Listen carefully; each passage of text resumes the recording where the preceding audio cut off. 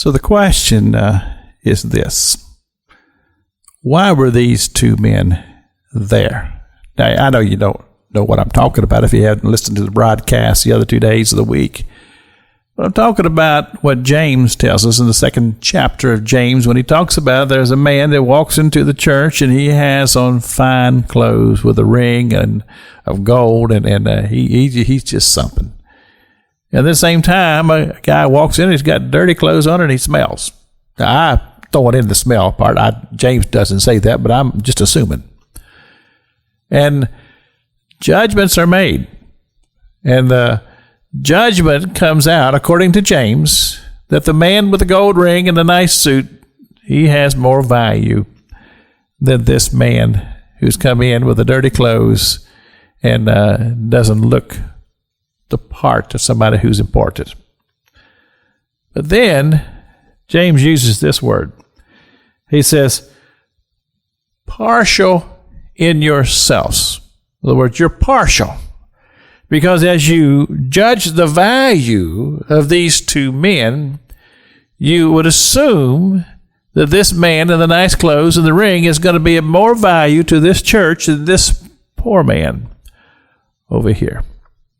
But again, the question remains is why are they there? What did they come for? Why did they come into this church building? And you see, many times the judgments are made without even seeking to find out what is the truth. And James, he brings out a very important point following this. He said, how many times have you been taken by the rich? How many times have you been stolen from, even though they didn't come up and rob you with a gun and or anything like that, but yet they ended up taking advantage of you, and you were the worse for the wear because of it. But you see, first glimpse, this guy, this is all positive. Look at him. He's dressed nice. He's got a gold ring. You probably give a lot of money to this church. But you see, that's an assumption.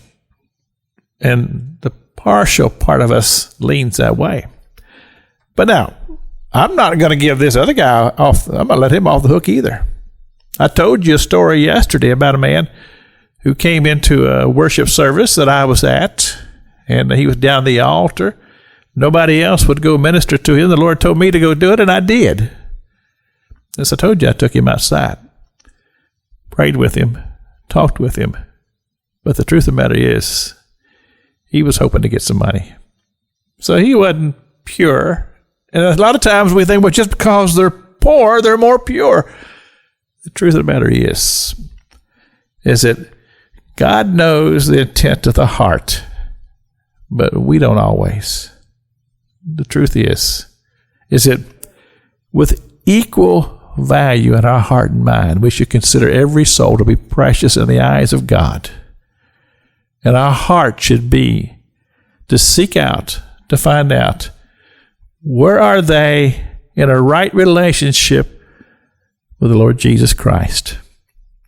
And what is the condition of their soul when it comes to eternity? This is Pastor Jack King with the gospel on the radio broadcast.